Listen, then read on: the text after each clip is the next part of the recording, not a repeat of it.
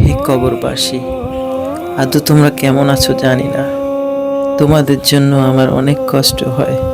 তোমাদের বুকের উপর বসে থাকা গাছগুলো কিন্তু এখন অনেক বড় হয়ে গেছে।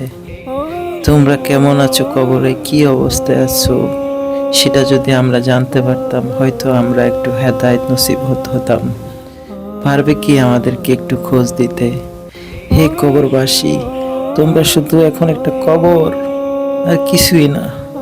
হায় আফসোস, আমরা মানুষ, আমরা এগুলো বুঝি না।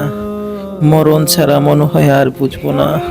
আল্লাহ আমাদেরকে হেদায়েত দান করুক। হে কবরবাসী, এটার মতো ভয়ঙ্কর জিনিস আর নাই। হে কবর, এই কবরের মতো ভয়ঙ্কর জিনিস আর নাই। হে আল্লাহ, আমরা যেন এই কবরে যাওয়ার আগে অবশ্যই কবরে সামান নিয়ে যেতে পারি, সেই তৌফিক দিও আল্লাহ।